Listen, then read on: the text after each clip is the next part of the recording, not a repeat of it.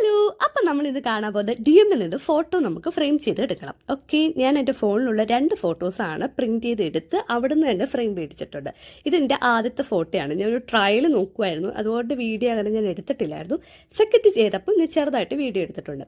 അതായത് നമ്മൾ ഇതുപോലത്തെ മെഷീൻ വരുന്നിടത്ത് നമുക്ക് ആദ്യമേ പോയി ഇരിക്കുക, എന്നിട്ട് നമുക്ക് ലാംഗ്വേജ് സെറ്റ് ചെയ്യാം. എനിക്ക് ഈ ഫോട്ടോ ഭയങ്കര ഇഷ്ടപ്പെട്ടതുകൊണ്ട് തന്നെയാണ് ഞാൻ ഫ്രെയിം ചെയ്തത്. അപ്പോൾ ഫൈനൽ ലുക്ക് ഞാൻ കാണിച്ചു തരാം. അപ്പോൾ നമ്മൾ ഇതുപോലൊരു മെഷീൻ്റെ ഫ്രണ്ടിൽ പോയിട്ട് ലാംഗ്വേജ് നമ്മൾ സെറ്റ് ചെയ്യുക.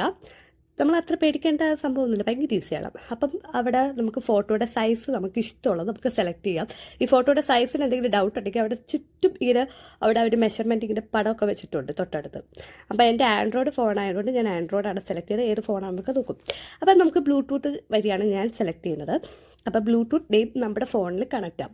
അപ്പോൾ ഷെയർ ചെയ്ത് നമ്മൾ ആ മെഷീനിലോട്ട് ആ ഒരു മെഷീനിലോട്ട് നമ്മൾ സെറ്റ് ചെയ്ത് കൊടുക്കും.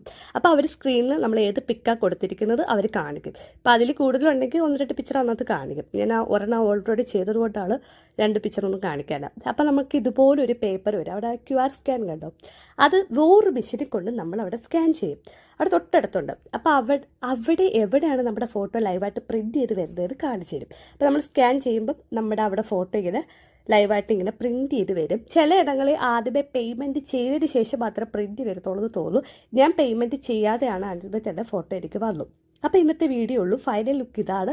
ഞാൻ 2 ഫ്രെയിം അവിടെ തന്നെ മേടിച്ചത്. ഒരു ഫ്രെയിം മേടിച്ചപ്പോൾ ഒരു ഫ്രെയിം ഫ്രീ കിട്ടി. അപ്പോൾ എനിക്ക് ഭയങ്കരമായിട്ട് ഇഷ്ടപ്പെട്ടു. അത്യാവശ്യം ക്വാളിറ്റി ഉള്ള ഫോട്ടോയും ഫ്രെയിമും ആയിരുന്നു. അപ്പോൾ ഈ വീഡിയോ എല്ലാവർക്കും യൂസ്ഫുൾ ആയെന്ന് വിചാരിക്കുന്നു. അപ്പോൾ ശരി, പോയിട്ട് വരാം. ബൈ.